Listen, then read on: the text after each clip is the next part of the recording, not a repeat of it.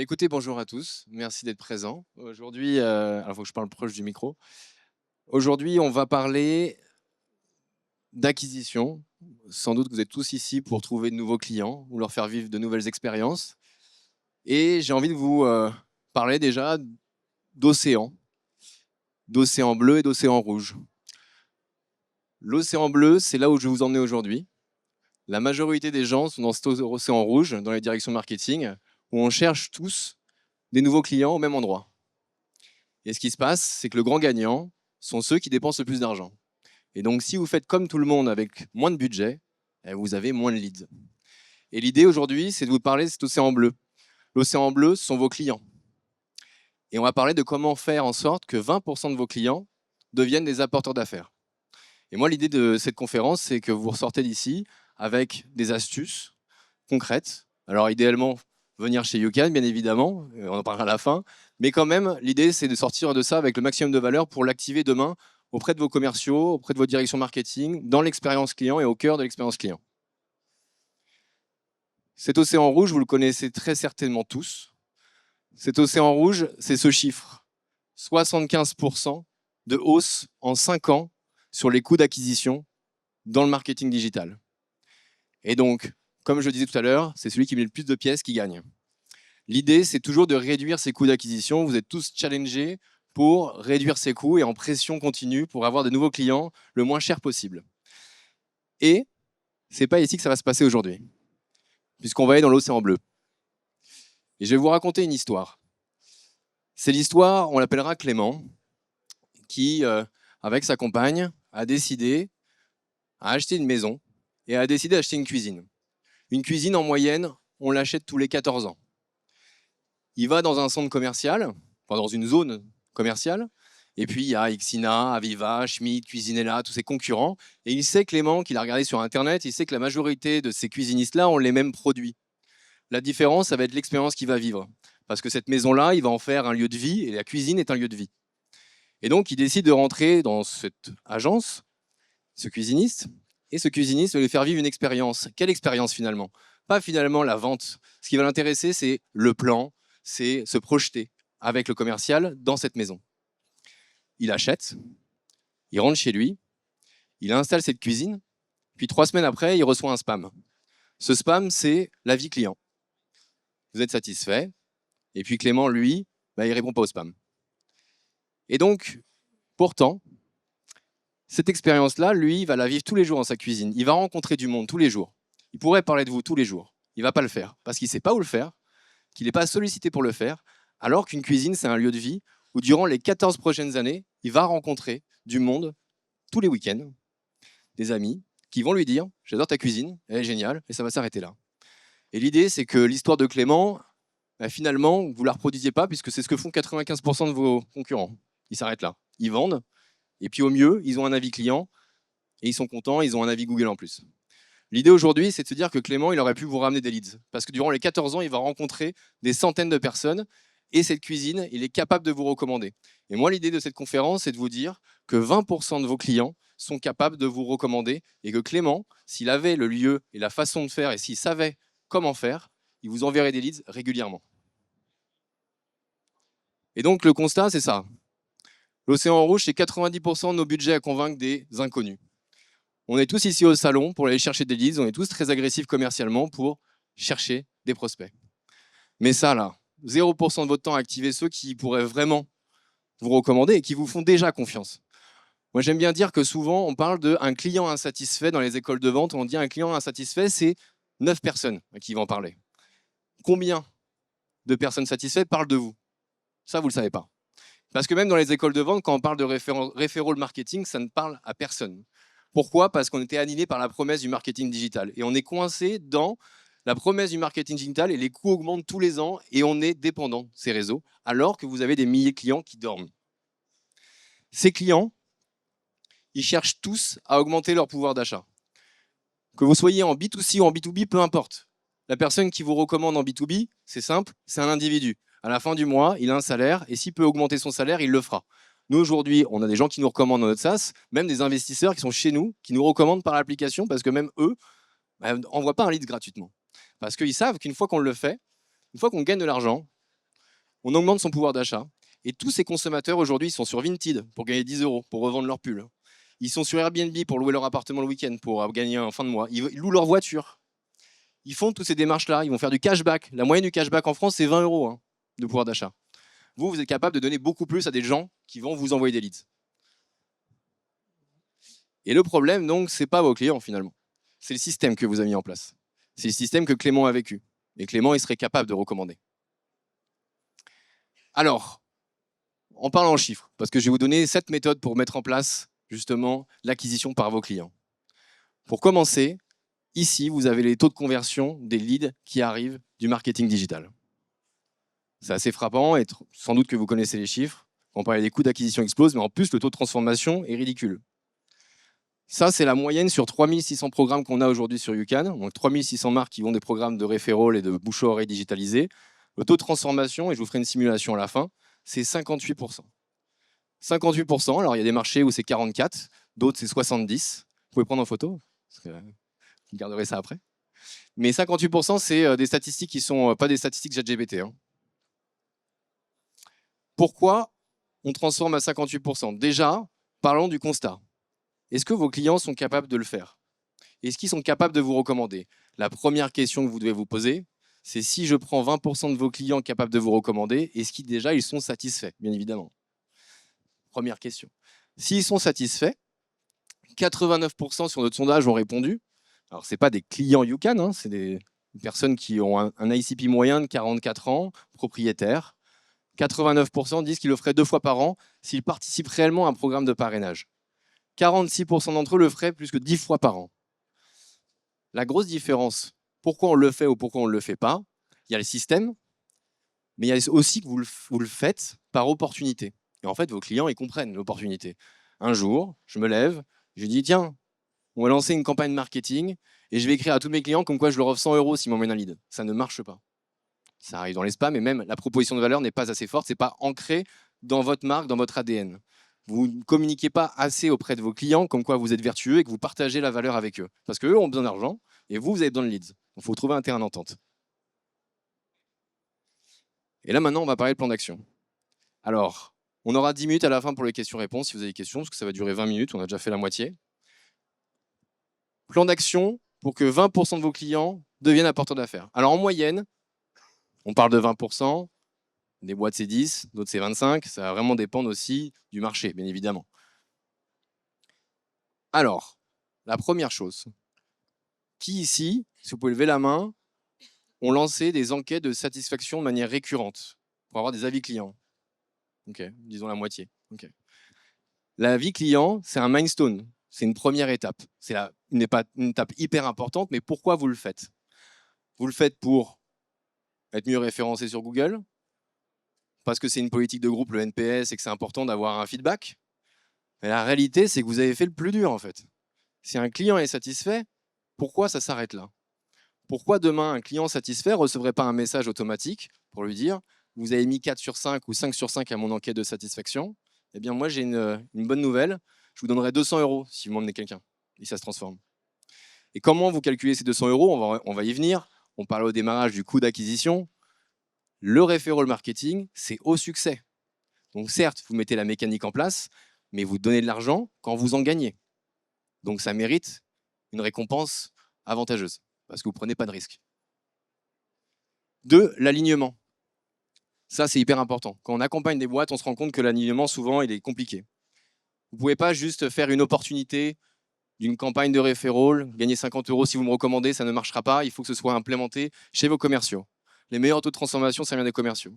Pour motiver un commercial, bien évidemment, il faut une incentive, mais il faut aussi de la documentation, de l'affichage, de l'accompagner. Je parlais du cuisiniste, hein, c'est un exemple, mais si c'est affiché dans le bureau avec un QR code, et tous les jours il le voit et tous les matins, et que tous les clients le sollicitent pour savoir comment faire pour gagner 200 euros, vous inquiétez pas qu'il va en parler. S'il est incentivé en plus derrière, et s'il a conscience que ça lui amènera entre 2 à 10 leads par an, et qu'il est rémunéré sur la transformation des leads à 58% transformeront, il va être motivé à le faire. Mais ça nécessite un engagement très fort de vos managers, ça nécessite un engagement et d'un ancrage auprès de tous vos clients, tous vos commerciaux, et puis bien sûr la com.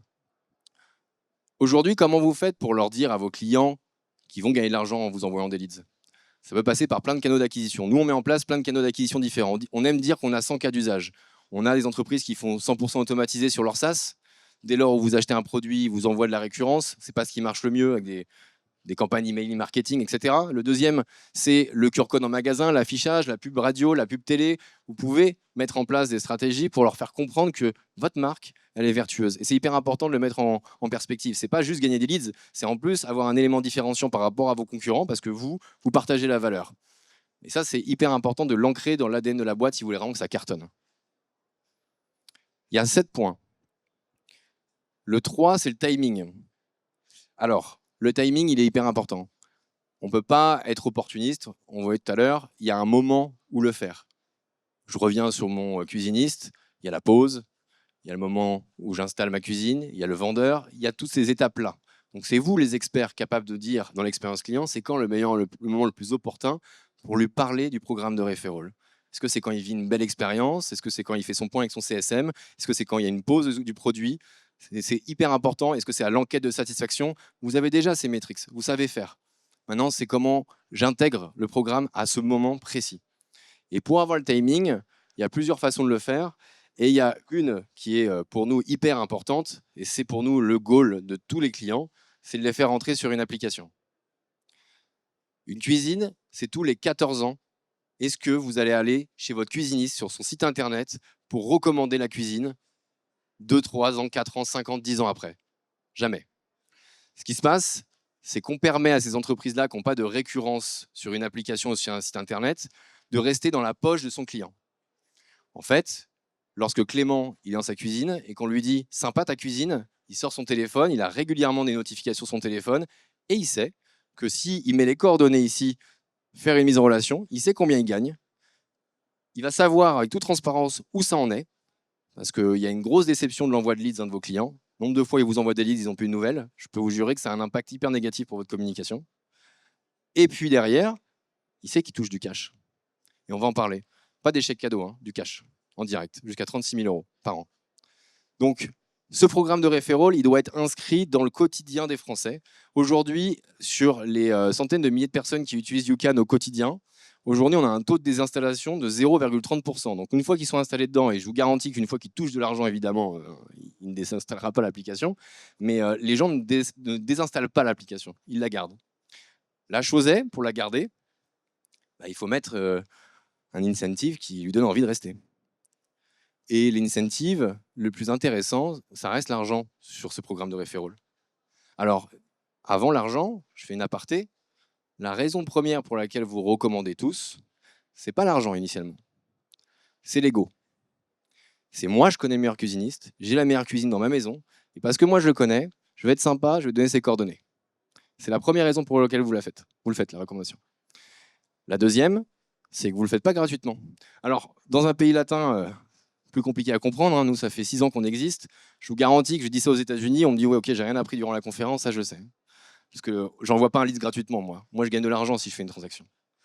Nous, on le fait encore beaucoup par ego, sauf que quand on commence à arrondir ses fins de mois et qu'on fait du cashback, du Vinted, du Airbnb, on se dit, ok, mon concurrent, il le fait pas, par contre, votre marque concurrente le fait, vous allez peut-être regarder à 2 fois, dire moi, j'enverrai pas le lead gratuitement parce que je sais que cuisiner là par rapport à Schmitt, il me donne 200 € et lui, il me donne une bouteille de champagne. Et comment on fait pour rémunérer en cash? On est régi comme une plateforme d'économie collaborative. Ce n'est pas pour rien que je vous parle d'Airbnb, Le Bon Coin, Vinted. On est régi dans le même écosystème. Donc vous êtes capable de gagner du cash à titre individuel quand vous louez votre appart. Vous êtes capable de gagner du cash quand vous recommandez. Aujourd'hui, YouCan, pour le pouvoir d'achat des Français, c'est la seule application dans le monde et en France où on est capable de donner de l'argent sans en dépenser. Tous ceux que je vous ai donnés avant, il vous faut des fringues, un appartement, une voiture, une maison. Là, vous avez juste besoin d'avoir du réseau. Avant-dernière, la récurrence. Comment on crée la récurrence? Alors bien évidemment, quand vous gagnez de l'argent, vous avez un pop-up, vous retirez de l'argent directement sur votre compte bancaire, la gamification, elle se fait assez facilement. Mais bon, si vous ne gagnez pas d'argent, si demain je vous envoie un lead, on va parler du taux de transformation après des leads, mais aussi combien ça peut représenter pour vous. Si je gagne de l'argent, c'est OK, je vais revenir. Si j'en gagne pas, qu'est-ce que je fais? On a mis un programme, un système de gamification par le gain de chèques cadeaux. Vous pouvez donner des chèques cadeaux à vos clients, parce que ce sont vos clients, ils méritent des chèques cadeaux occasionnellement. Et pour leur donner envie de recommander plus régulièrement durant ces 14 prochaines années avec cette cuisine, eh bien, on va gratter des chèques cadeaux. On va pouvoir gagner, on va perdre, et on va se rappeler de revenir sur l'application pour voir régulièrement est-ce qu'il y a un nouveau ticket à gratter, est-ce que je peux déposer un lead, est-ce que j'ai touché de l'argent. On crée cette récurrence-là, que vous n'aurez jamais sur un email ou sur un site web. Et le dernier point, avant de parler concrètement et répondre à vos questions sur les chiffres, animer, traquer, scaler. Alors c'est pas très français. L'idée, c'est qu'on a un SaaS où vous êtes en mesure de traquer. On a beaucoup de réseaux. Alors je ne sais pas si vous avez des réseaux de franchise, beaucoup d'agences en France. C'est hyper important de se dire, mes commerciaux, ils n'ont plus un petit carnet où ils notent leurs recommandations avec leur réseau. On traque, on prend l'ensemble des données, vous protégez votre réseau de vos commerciaux parce que vous récoltez la donnée. Et puis derrière, s'il y a du turnover, parce qu'il y en a beaucoup chez les commerciaux, vous gardez ces clients. Parce que la personne qui va recommander, elle a recommandé le cuisiniste qui lui a fait sa cuisine. Et aussi la marque. Et là, vous protégez les données, vous les récupérez, et puis après, vous animez. J'ai 10 000 clients en tant qu'ambassadeur, je fais de la push notification, je fais des séquences directement depuis mon outil, ou depuis votre CRM que vous couplez avec notre outil. Et puis après, vous scalez parce que tous les ans, c'est un effet cumulé. Si à chaque rencontre, chaque prospect, chaque client, parce qu'un prospect peut aussi recommander, hein, vous l'intégrez dans le programme, année après année, on a des clients aujourd'hui, des marchés d'agences en local, ils font sur une cinquantaine d'agences, ils font plus de 30 millions d'euros de chiffre d'affaires avec notre solution. Ça devient un canal presque premier d'acquisition pour certaines marques. Alors, je parlais de 20%, mais vous ne pouvez pas l'ignorer. Alors, on a presque fini. Hop. Est-ce que j'ai... attendez, voilà. Les résultats. Alors, les résultats, concrètement, j'ai pris un panel de 3000 clients satisfaits. Okay, ça, c'est la réalité de nos programmes actuels. Je répète, c'est une moyenne sur 3600 actifs actuellement. Programme. 3000 clients satisfaits. Si je leur envoie les requêtes, QR code, SMS, email, le commercial qui en parle, on va avoir un taux d'acceptation de 44% qui vont accepter de télécharger l'app. Une fois qu'elle est sur l'app, elle est chartée au nom de votre marque. Il va vous envoyer en moyenne 2 leads par an. Okay, donc 3000, j'ai 1320 qui ont accepté de télécharger l'app. Ils vont en moyenne vous envoyer 2 leads par an par ambassadeur. Alors je vous ai dit au démarrage, certains vont dire 2, d'autres 10. Hein, c'est une moyenne, il y en a qui sont non actifs bien évidemment. Taux de transformation 58%. Maintenant, vous prenez votre panier moyen, vous le multipliez par le nombre de leads signés dans l'année et vous faites votre ratio. Voilà. Donc, moi, l'idée, c'est de vous faire rentrer dans cet océan bleu, de vous influencer à vous dire que le referral marketing, ce n'est pas un bouton et ce n'est pas un connecteur sur votre site internet. C'est un moyen, une machine à lead qui est gagnant-gagnant pour tout le monde. Je vais répondre à vos questions. Est-ce que vous en avez Moi, je suis bien en timing. Ouais, super. J'ai commencé un peu avant. Est-ce que vous avez des questions? Oui. Le fameux cash que l'ambassadeur va récupérer, il le récupère comment? Comment ça se passe? Alors, le cash, il va le récupérer sur l'application directement. Comme je vous disais, on est régi par le fait d'être une plateforme d'économie collaborative. Donc, on va l'inviter dès l'intégration. On va avoir des alertes comme quoi il doit remplir sa pièce d'identité et son RIB. Une fois qu'il l'a rempli, alors s'il peut commencer à envoyer des leads, on va le relancer puisqu'il ne pourra jamais toucher le cash en direct s'il ne met pas ses coordonnées. Une fois qu'il met ses coordonnées, il appuie sur un bouton, c'est Stripe derrière qui fait le virement. Donc, ça arrive sur son compte en moins de 48 heures. Et nous, on se charge de déclarer pour cette personne, cet individu, aux impôts. On le fait à partir de 2 000 euros. C'est la règle dans les plateformes d'économie collaborative. C'est si vous dépassez 2 000 euros, en fait, ça va apparaître directement sur vos fiches d'imposition. Si vous ne le faites pas, ça n'apparaît pas, mais à titre individuel, vous fraudez. Vous n'avez pas besoin de micro-entreprise pour toucher du cash aujourd'hui. Donc les apporteurs d'affaires qui touchent moins de 36 000 euros par an, ça ne sert à rien de faire un contrat d'apporteur d'affaires pour un lead dans l'année. Vous passez plus de temps à faire du juridique et de l'admin que du vrai lead. Sachez que s'ils rentrent sur l'app, c'est fini les contrats d'apporteur d'affaires en dessous de 36 000 euros. Ça ne sert à rien, pour nous en tout cas. 2, il touche en cash, mais il peut aussi le toucher en chèque cadeau. Il peut aussi le toucher sur l'application. On est partenaire Elicado.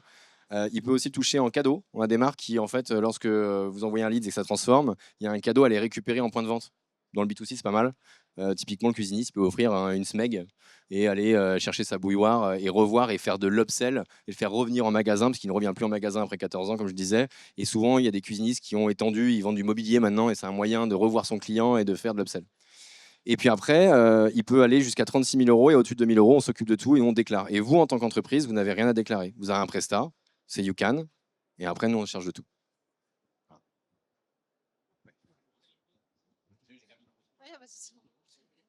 J'avais une question pour une clientèle B2B. Le cashback ou de l'argent en contrepartie d'un lead, c'est interdit au niveau légal. Est-ce que vous avez d'autres solutions du coup à proposer si on prospecte des clients B2B? Oui, le fait de donner une contrepartie financière pour du parrainage et du lead, aujourd'hui c'est interdit par la loi. Est-ce que vous avez autre chose à proposer avec votre application? Alors, aujourd'hui, en fait, vous avez plusieurs moyens de rémunération. Alors, il y a forcément une récompense. La récompense, on peut se connecter à une marketplace avec un modèle de récompense par du retail, du produit. Le chèque cadeau a ses limites. On peut faire du chèque cadeau sur l'application. Donc directement, vous avez en fait sur l'application, alors je peux vous le montrer, mais sur l'application, vous avez, quand vous gagnez, on vous génère un chèque cadeau. Vous avez un QR code sur l'application et vous scannez et vous dépensez votre chèque cadeau. La difficulté du chèque cadeau, c'est qu'elle est régie par un montant maximum par an. Sinon, il y a une requalification pour les entreprises du montant du chèque cadeau en rémunération déguisée. Je n'ai plus le montant, je crois que c'est 300 euros, pendant les 300 euros par an. Donc aujourd'hui, en moyenne, sur YouCan, on gagne un peu moins de 400 euros par an chez les consommateurs, mais on n'est qu'au début, honnêtement. L'idée, en fait, une transaction en moyenne sur YouCan, elle est entre 100 à 200 euros. Donc vous touchez entre 100 et 200 euros sur l'application directement. Donc oui, on peut trouver un parallèle avec du cadeau. Voilà. Mais le cash marche mieux.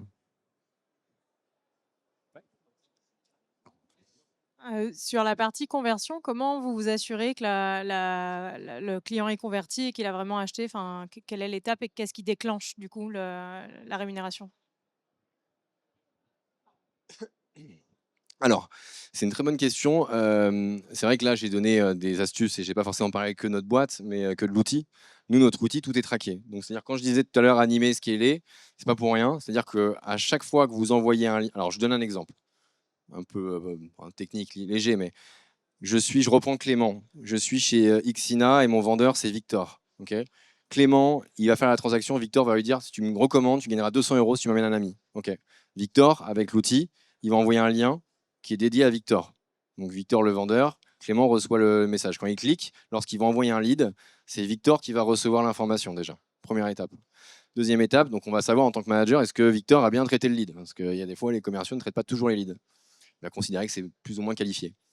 Ensuite, comment j'annonce 58%? C'est que justement, j'ai les datas de toutes ces transactions-là et chaque client YouCan a les datas et est capable de savoir que Victor a transformé à 30% un panier moyen de 3 000 euros et Clémentine n'a pas réussi à transformer ou elle a réussi à 80%. Et en fait, vu que chaque lien est dédié, en fait, vous avez un analytics qui traque le montant du chiffre d'affaires. On va lui demander au sales d'ajouter le montant du chiffre d'affaires. Il va remplir chaque étape R1, R2, signature. S'il ne veut pas le faire sur YouCan, au niveau du marketing, on le met sur HubSpot, par exemple, Salesforce ou autre. Et en fait, dès que vous allez passer une transaction et une autre, en fait, sur YouCan, ça va annoncer qu'il est en R2 et ça va envoyer le message sur l'application au consommateur. Et à la fin, à la signature, je sais que ceux qui sont archivés, ceux qui ont été gagnés, perdus, le montant. Et du coup, je traque l'ensemble des montants et la data sur mes taux de transformation. Voilà. Et nous, on vous dit, bah, vous êtes à 30%, c'est pas bon. Vous êtes à 50%, vous faites partie des performeurs sur votre marché. Et nous, on est capable, en accompagnement, de vous donner les datas. Voilà.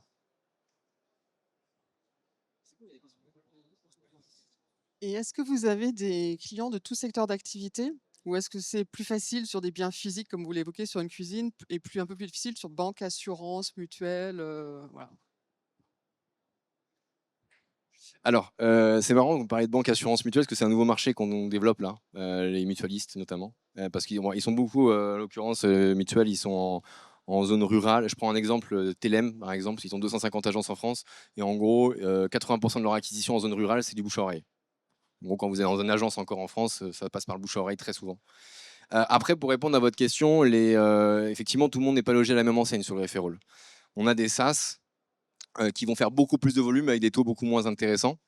La difficulté sur un SaaS, par exemple, j'ai parlé après du B2B, Le SaaS, il faut voir la difficulté. La difficulté du SaaS, c'est qu'il va vouloir tout envoyer, pas passer par l'application mobile, mais tout envoyer en automatisation. Sauf que les emails sont de moins en moins lus et les SMS peuvent arriver en spam, etc. Donc c'est plus compliqué, donc il faut faire du volume. Donc là, on automatise. Je suis un client d'un SaaS, je mets l'information comme mon ami veut le SaaS. Il reçoit un message, mon ami, moi je reçois un message, et à chaque étape, il reçoit des emails, etc. Donc la transformation est moins bonne, mais bon, on a un client qui a 200 000 visites par mois, donc il a aujourd'hui plus de 8 000 ambassadeurs, mais ça a pris du temps parce qu'il faut du trafic. Pour répondre à votre question sur la partie B2B, alors pareil, on a commencé par le B2C il y a 6 ans, aujourd'hui on fait du B2B. On a beaucoup, par exemple, assurance, là je parlais d'assurance B2C, mais en B2B, on a des centres de formation, parce que la formation, c'est beaucoup de bouche à oreille, vous êtes content d'un formateur, vous allez recommander. Donc on a des formateurs entre formateurs qui recommandent des formations aussi. Sur les assurances, ça dépend, c'était quoi l'assurance, par exemple, il y a un secteur d'activité, enfin c'est du B2B, B2C B2C. Ouais, B2C, l'assurance, c'est. Si vous avez des agences, c'est plus facile. Si vous avez des commerciaux, on va pas se mentir, c'est plus facile. Un meilleur taux de transformation, c'est les commerciaux sur ces programmes. Après, c'est du volume. Donc, aucun problème sur l'assurance. Là, on est en train de faire plusieurs tests chez des mutualistes et assureurs. Ouais. Dernière question. Ah, ok. Comment vous positionnez cette application en parallèle de l'application que l'enseigne peut déjà avoir par ailleurs? C'est l'espace client et avec une fréquence de visite qui est quand même déjà très régulière. Donc du coup, ce serait plus naturel de mettre ce genre de fonctionnalité sur l'application et pas, demander au client d'enrôler une deuxième application dédiée au parrainage. C'est les questions que j'aime bien, ça. Parce que je vais défendre mon bébé. Alors, il y a application, il y a application. La première chose, c'est est-ce que sur l'application, il y a de la récurrence? S'il y a de la récurrence, la réponse est oui. Il faut le mettre sur votre application. Les seuls programmes aujourd'hui de référaux qui marchent sans YouCan, ce sont les banques. Vous allez voir votre compte bancaire très régulièrement, donc Revolut, Boursorama, ils bombardent. Vous devez forcément le voir. Et parce que vous allez très régulièrement. Si je prends un exemple d'un cas chez nous, d'un chauffagiste qui a son entretien tous les mois, tous les ans, etc., et qui va aller voir ses factures. En fait, il faut soit, si c'est du web, on l'intègre sur le web. Si c'est une application, ce qu'on est en train de développer aujourd'hui, c'est soit vous avez un bouton sur votre application. Là, c'est assez simple, hein, il n'y a pas de développement particulier. Il clique sur le bouton et il arrive sur le programme de l'application. Donc, ça le fait sortir de l'application. Non, pas en marque blanche. Là, c'est vraiment, vous êtes dans votre application à vous et il va arriver sur YouCan. Je vais vous expliquer pourquoi pas la marque blanche. Et après, ce qu'on est en train de développer là, c'est on enrôle une brique dans votre application, ou c'est une web app, où en gros, quand vous cliquez, vous avez un onglet parrainage et ça ouvre YouCan sans être sur YouCan. Donc, c'est-à-dire que vous avez toute la techno YouCan qui est intégrée dans votre application, mais la personne ne sort pas, elle vit le parcours, et elle vit le parcours en web app, ça ouvre une page sur son application, et donc le job est fait. Ça, on est capable de le faire. Après, je vais vous donner, c'est une très bonne question, c'est pourquoi pas de la marque blanche? Alors, je ne sais pas c'est quelle activité, c'est une marque connue dans laquelle vous travaillez. Et ça fait partie des rares cas où, effectivement, marque connue, récurrence, vous pouvez avoir votre propre programme. Moi, ce que je dis, c'est que regardez tous vos téléphones portables hein, et regardez combien vous avez d'apps. Regardez les apps où vous avez de manière régulière. Elles sont pas nombreuses. Et en fait, nous, le projet YouCan sur fin 2026, début 2027, c'est d'ouvrir au grand public. C'est-à-dire qu'en gros, tous les consommateurs, et là on va le faire très prochainement, là, tous les consommateurs vont réclamer YouCan pour gagner de l'argent directement sur une app où on référence l'ensemble des programmes de parrainage. Pourquoi? Je ne sais pas si certains d'entre vous, j'aime bien le cas de Jinka. Voilà, ils ont eu quelques petites difficultés parce qu'ils ont scrappé beaucoup de données. Mais Jinka, ils ont fait quoi? Au lieu d'aller sur seloger.com, au lieu d'aller sur Le Bon Coin, lorsque vous cherchez un bien immobilier, vous allez une app, et le consommateur adore, et il a tous les biens référencés. En fait, aujourd'hui, quand vous cherchez en tant que consommateur de l'information, vous détestez télécharger 5 apps pour le même projet. Et nous, on parle sur le même constat. Aujourd'hui, je vous disais tout à l'heure, allez sur Xina, sur le site internet pour recommander, vous n'allez pas le faire. Par contre, si de manière régulière, vous allez sur une application où tout se passe au même endroit pour gagner de l'argent, il va y aller. Après, pour répondre à votre question, il y a des alternatives sur certaines marques très récurrentes. Et nous, le seul intérêt de passer par le week-end dans ce cas-là, c'est pouvoir rémunérer en cash quand même, parce que vous ne pourrez pas le faire directement, vous. Et puis, après, vous pouvez développer votre propre solution. Mais en l'occurrence, ça prend beaucoup de temps et d'argent. Voilà. Est-ce qu'on a encore des questions? C'était pas mal, il y a pas mal de questions, je suis content. C'est bon? OK. Bah, je vais finir avec mon closing. On est ici, hein, donc venez nous voir. Il y a des pulls violets juste derrière. Là, je vois qu'ils prennent des numéros, très bien. Donc on est venu en renfort sur le Hall for Customer. On est au stand C55 là-bas. Et en plus, on fait une promotion au salon, donc n'hésitez pas à venir me voir là maintenant si vous avez des questions ou au stand directement dans la journée. Merci beaucoup.